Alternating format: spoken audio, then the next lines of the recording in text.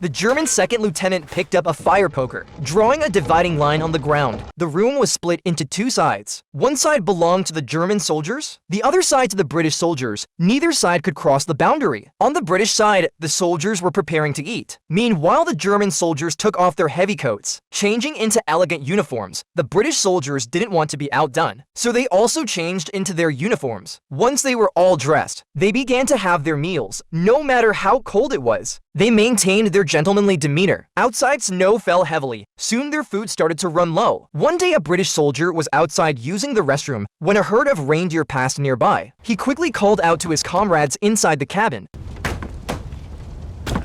But by the time they came out, the reindeer had already vanished. When he returned to the cabin, the German soldiers learned that their favorite book had been used by the British soldier as toilet paper. Furious, he pulled out his pistol, but the commander quickly intervened, taking advantage of the situation. Out of the blue, a golden statue appeared in the water. The man grabbed a branch to fish it out, but ended up watching the stick turn into solid, heavy gold right in his hands. Too heavy to handle. And one of his buddies tried with a conch shell, which also turned to gold upon touching the water. They thought they had hit the jackpot. Elsewhere, the man's brother found a valley brimming with gold. Thrilled at the sight of all that treasure, he began planning how to haul it all back. That's when he noticed a golden bracelet on what turned out to be a dead body. Giving him quite the scare, he snatched the bracelet and put it on, then went back to gathering gold, unaware of a creeping, eerie mist approaching from behind. By the time his friends arrived, he was gone, with only a charred set of remains left behind. Realizing the gold was cursed, they hastily left the valley, taking only a single sword with them. And, in a wild twist, a dinosaur swooped in and carried the men off to a volcano marked with the words "I am the brother." His brother had somehow transformed into a dinosaur. All it takes is a coin to find out the cause of your death. Curious,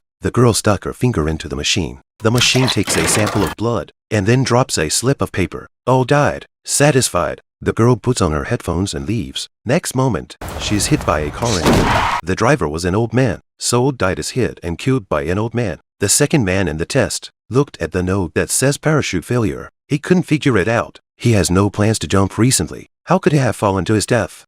The guy was about to play soccer with his friends. A man fell from a height, right on top of him. Turns out it was someone else's parachute clapping that killed him. And the test continues. The third man's death was caused by a hot girl. It made him sit up and down on the beach. A beautiful woman came up to the man, asked him to help him put on sunscreen for the sake of his life. He refused. He got up, grabbed his stuff and left. Then a woman on fire rushed to him, and he was burned alive. The man reaches into the red box. He turns around and is surprised to see a giant finger above his head. The man reaches out with his other hand and touches the finger, and the scene inside the box is exactly the same. It's a magical box that contains a smaller version of the cell and himself. At first, his roommate warns him not to open it, but the man doesn't take it seriously. An unbelievable scene unfolds. As the box opens, the ceiling of the cell opens. He closes the box and the ceiling is closed. After a moment's contemplation, the man thought of a way out of the cell. He called his roommate to open the red box. He climbed up the wall and jumped down without hesitation. Did he really get out? The man runs away. A matchbox covers him. The roommate picked up the matchbox and returned to his seat. He opens the drawer and throws the matchbook in. The drawer is full of matchboxes. Some of them were still jumping. Then the roommate turned around and shouted outside. Next, the man scoops up a spoonful of poop. He closes his eyes and frowns as he swallows.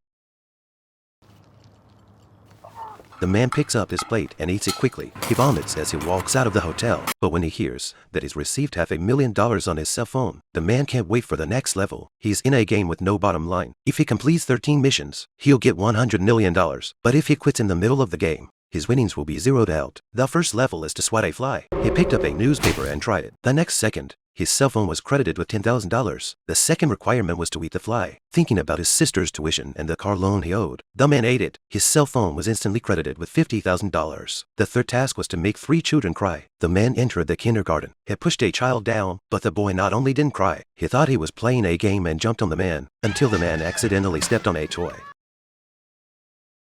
A few seconds later, all the children in the room cry. Each time this man drinks water, he finds himself mysteriously transported to a desert, with the water in his mouth transforming into sand. This bizarre curse forces Mark to leave the desert on foot. After a long journey, he finally spots a river. Thrilled, he lies down and gulps down the water, only to be sent right back to the desert. Wondering if the river water is the problem, Mark sets off on foot again, leaving the desert and crossing a rainforest. On a highway, he flags down a car. The driver, moved by his story, offers him a bottle of water, but the very next second,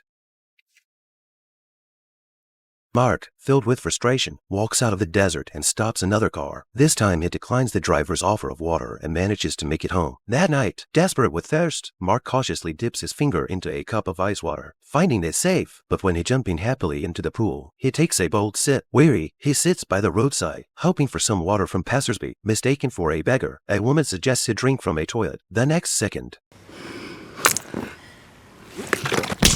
this was the first time her husband had hit her. The pain instantly surged in Carl's heart, but he didn't know how to change things. His sick wife's will to die. The daughter blamed her father for not taking proper care of her. Tu veux prendre maman chez toi?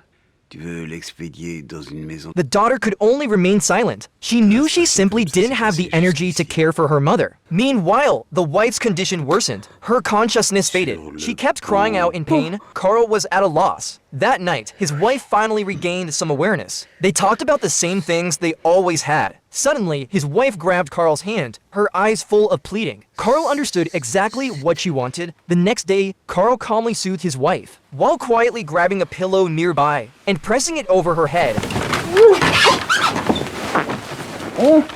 After everything ended, Carl bought his wife's favorite flowers and carefully trimmed the stems himself. Then he began to write a letter to his daughter. Though he deeply wished to stay with her, Carl didn't want his wife to leave alone.